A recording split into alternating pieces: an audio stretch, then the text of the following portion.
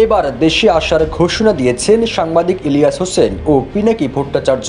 ঈদে আমার সাথে কোলাকুলি করার জন্য আছেন আপনাদের প্রিয় আরেকজন মানুষ, দাদা। আসসালামু আলাইকুম প্রিয় দর্শক শ্রোতা, অবশেষে দেশে আসার ঘোষণা দিলেন সাংবাদিক ইলিয়াস এবং পিনাক্ষী ভট্টাচার্য। তেনারা কবে দেশে আসতেছেন এ বিষয়ে এই ভিডিওতে আপনারা বিস্তারিত জানতে পারবেন। চলুন ভিডিওতে বিস্তারিত দেখে আসি। ঈদ মোবারক। ঈদ মোবারক ইলিয়াস। এবার দেশে আসার ঘোষণা দিয়েছেন সাংবাদিক ইলিয়াস হোসেন ও পিনাকি ভট্টাচার্য। সামাজিক যোগাযোগ মাধ্যম ফেসবুকে এক পোস্টে এই ঘোষণা দেন সাংবাদিক ইলিয়াস হোসেন। সেখানে তিনি বলেন, 2013-14 সালের কথা। সারা দেশে এমন এক অবস্থা তৈরি হয়েছিল যে বিএনপি জামাত নিষিদ্ধ দলের পর্যায়ে চলে গিয়েছিল। যৌথ অভিযানের নামে সারা দেশে চিরুনি অভিযান চালিয়ে পাখির মতো গুলি করে মারা হতো ছাত্রদল ছাত্র শিবিরের নেতাকর্মীদের। অবস্থা এমন দাঁড়িয়েছিল তাদেরকে মারলে যেন কোনো বিচার নেই। হরতাল অবরোধের কথা উল্লেখ করে তিনি আরো বলেন, হরতাল অবরোধের ডাক দিলেই সড়কের মোড়ে মোড়ে আওয়ামী সন্ত্রাসীদের মহড়া চলত। মাঝে মধ্যে ছাত্রলীগ যুবলীগের সন্ত্রাসীরা পিটিয়ে মেরেছে পিকেটারদের। সেই অবস্থায়ও বিএনপি জামাতের সমর্থনে জটিকা মিছিল হতো, পিকেটিং হতো। যমুনা রাইস কুকারে আছে 3-in-1 function. Jamuna rice cooker, smart রান্নায় আধুনিক জীবন। আর আওয়ামী লীগের নেতারা পুলিশি পাহারায় হুমকি দিত খেলা হবে। ওই পোস্টে তিনি আরো বলেন, পুলিশ এখন গুলি করে না, বিজিবির টহল নেই, তারপরেও শেখ মুজিবুর রহমানের বাড়ি সাধারণ মানুষ গিয়ে মাটিতে মিশিয়ে দিল। অথচ গোটা শহরে একটা ছোট মিছিল করার সাহস করতে পারল না দলের কোনো পর্যায়ের অঙ্গ সংগঠন। তারাই আবার আমাদের সাহস শিখাতে আসে। ঘুমটা পড়ছেন, ঘুমটা খোলেন, এইটুক সাহস নাই? আমরা তো এতদিন ভাই এরকম মাস্ক করে তারপরে কথা বলিনি। তিনি তার পোস্টে আরো বলেন, দেশের বাইরে থেকে তারা আবার হুমকি দেয় আমাদের তালিকা করা হচ্ছে। তবে শেখ হাসিনা অধ্যায় বাংলাদেশের শেষ। যত হুমকি ধামকি দেবেন তত বিপদে পড়বেন। আরেকবার হুমকি দেবেন, অপারেশন টঙ্গিপাড়া চালানো হবে। শেখ মুজিবুর রহমানের কবরের আশপাশ ভেঙে সরকারি কবরস্থান বানানো হবে, যাতে 10 বছর পর কেউ চিনতে না পারে শেখ মুজিবুর রহমানের কবর কোনটা। আর খেলতে চাইলে দেশে আসেন, আমরা সবাই দেশে যাওয়ার জন্য প্রস্তুত।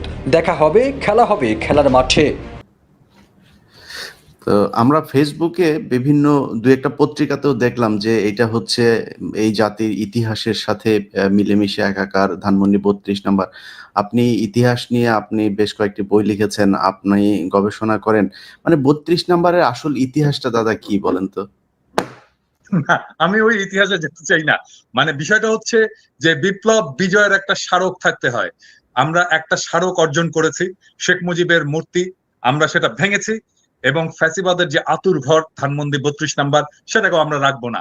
ফরাসি বিপ্লবে বাস্তিল দুর্গ ভেঙে ফেলা হয়েছে, আমরা এই 24-এর বিপ্লবে ধানমন্ডি 32 নাম্বার আমরা গুড়িয়ে দেব। ওটাই আমাদের লক্ষ্য। না, এখানে ওনারা বলার চেষ্টা করছে যে এই এত রাজনৈতিক প্রতিহিংসা, এটা তারা এই যে সুশীলরা এখন এইসব কথা বলছে, বিশেষ করে সবচাইতে বেশি আমি যেটাকে বলেছিলাম ওর ক্যারা উঠেছে, এই শাওনের ফালাফালি সবচাইতে বেশি দাদা।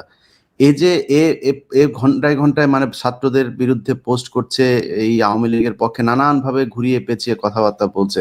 তো এইসব সুশীলরা তো যখন কিনা লাশের উপরে আপনার এই যে জুতা নিক্ষেপ করেছে, কাদের সালাউদ্দিন কাদের চৌধুরীর কবরে ভাঙচুর করা হয়েছে, তখন তো এরা কোনো কথা বলে না। এখন এরা হঠাৎ করে গজিয়ে উঠছে।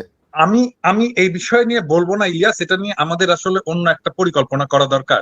সেটা হচ্ছে হুমায়ুন আহমেদের যে শুটিং এর স্পটটা যেটা শাওন দখল করেছে। হুমায়ুন আহমেদ আমাদের জাতির সম্পদ এবং হুমায়ুন আহমেদ যেটা সৃষ্টি করেছে সেটাও জাতির সম্পদ। এই সম্পদটাকে জাতীয় সম্পত্তি হিসাবে এটা গ্রহণ করতে হবে। বাংলাদেশ সরকার এই সম্পদটাকে নিয়ে হুমায়ুন আহমেদ জাদুঘর বানাবে, এটাই আমাদের আজকের লক্ষ্য হওয়া উচিত। শাওন এটা দখল করে রাখছে ব্যক্তিগত স্বার্থে, কিন্তু হুমায়ুন আহমেদ আমাদের এমন একটা সম্পদ যেটাকে ব্যক্তি একটা দখল করে রাখতে পারে না। তার সম্পদ, তার সৃষ্টি, এটার সকলের অধিকার আছে, সকলের হক আছে ওইটায় মানুষের হক প্রতিষ্ঠিত করতে হবে ওই সম্পদে। এবং ওইটার নাম যেন কি, নুহাশপল্লী। নুহাশপল্লী। এটা নুহাশেরও মালিকানা থাকবে না, শাওনেরও মালিকানা থাকবে না, এটাতে বাংলাদেশের জনগণের মালিকানা থাকবে। ওইটাকে অধিগ্রহণ করে এইখানে হুমায়ুন আহমেদ জাদুঘর বানানো হবে, হুমায়ুন আহমেদ পল্লী বানানো হবে এবং এইটাতে আমরা যাব, দেখব এবং এইখানে আমরা হুমায়ুন আহমেদের স্মৃতিচারণ করবো। এটা কোনো ব্যক্তিগত সম্পত্তি হতে পারবে না। এই আওয়াজ তোলেন, সাউন্ড থেমে যাবে। না, এখন হঠাৎ করে এই শাওনের মতো কিছু লোকজন আছে যারা কিনা এটাতে মানে এখন আমাদেরকে মানবতা শিখাচ্ছে। শেখ হাসিনা নিজেও আপনি শুনেছেন যে সে ইদানিং খুব কান্নাকাটি শুরু করেছে। কয়দিন পরে হয়তো হাত পা চেপে ধরা শুরু করবে। তো শেখ হাসিনাকে যারা এই তার ইমোশনাল কথাবার্তা শুনে তারপরে ৮১-তে যেরকম জিয়াউর রহমান ভুল করেছিল, এইবারও যদি এখনকার বিএনপি কিংবা জামায়াত কিংবা ছাত্ররা তার এই নাটকে যদি ফাঁদে পা দেয়, সেক্ষেত্রে এর ভবিষ্যৎটা কি হতে পারে? ইলিয়াস, এই নাটকে যে কাজ হবে না সেটা তো আজকে 6 মাস পরে আজকে বোঝা যাচ্ছে যে ছাত্র জনতার চেতনা কোথায়। কয়েক ঘন্টার আওয়াজে গোটা বাংলাদেশ আবার এক হয়ে গেছে। হাজার হাজার লোক আজকে ধানমন্ডি 32 নাম্বার গুড়িয়ে দেওয়ার জন্য।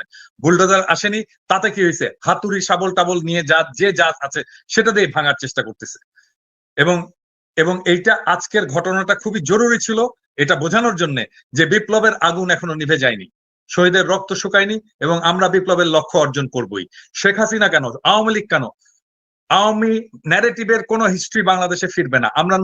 আমরা ইতিহাসের সাথে আমরা ইতিহাসকে মুছে দিচ্ছি না, আমরা নতুন ইতিহাস রচনা করছি। ধানমন্ডি 32 নাম্বার নিশ্চিহ্ন করে নতুন ইতিহাস রচিত হবে। না, সেটাই আমাদের যেই বিষয়গুলো নিয়ে এখন সাবধান হওয়া দরকার, যে আওয়ামী লীগ এখন কখনো বিএনপির ঘাড়ে চড়ে বসার চেষ্টা করছে, কখনো জামায়াতের। সবশেষ আজকে যে বক্তব্যটা তার দেওয়ার কথা যে ছাত্রদের উদ্দেশ্য করে, তো শেখ হাসিনা কি বলবে? সে একই কথা বলবে যে আমার সব হারিয়েছি, আমার বাড়ি ঘরও শেষ হয়ে গিয়েছে, আমাকে দেশ থেকে বের করে দেওয়া হয়েছে, আমি ছাত্রদের বাঁচাতে চেয়েছিলাম, ইউনূস সরকার হচ্ছে এখানে বিদেশি গোয়েন্দা সংস্থারা মিলে এগুলো করেছে। তো এই কথাগুলোই তো বলবে, এবং এই কথাগুলো বলে আমাদের তো বাঙালি, এটাও সত্যি কথা আপনি যেটা বললেন যে সবাই এক হয়েছে, সবার ভেতরে এই জিনিসগুলো আছে, কিন্তু এটাও কিন্তু সত্য আমরা খুব দ্রুত আমাদের ইতিহাস ভুলে যাই, এবং সেই ভুলে যাওয়ার মধ্য দিয়ে যদি শেখ হাসিনাকে কোনোভাবে আমরা আবার বিশ্বাস করি, সে বিশ্বাস করার যে ফলাফল সেটা জিয়াউর রহমান একবার দেখেছেন, এবং আমার মনে হয় সামনে জাতি যদি কখনো এই ভুল করে সেটা দেখবেন। তো আমাদের না ইলিয়াস, এ ব্যাপারে আমি একটা কথা বলি যে এই যে ধরো কিছুদিন আগে থেকে রাজনৈতিক দলগুলো ভারত প্রশ্নে, আওয়ামী লীগ প্রশ্নে যে একটা নরম অবস্থান নিয়েছিল, থ্যাঙ্কস টু ইউ, তোমার অ্যাক্টিভিজম এবং আমাদের সম্মিলিত অ্যাক্টিভিজমের ফলে রাজনৈতিক দলগুলো তাদের পজিশন চেঞ্জ করছে। এবং আজকে আমি বিএনপির সালাউদ্দিন সাহেবের একটা স্টেটমেন্ট দেখলাম ফেস দ্য পিপুলে।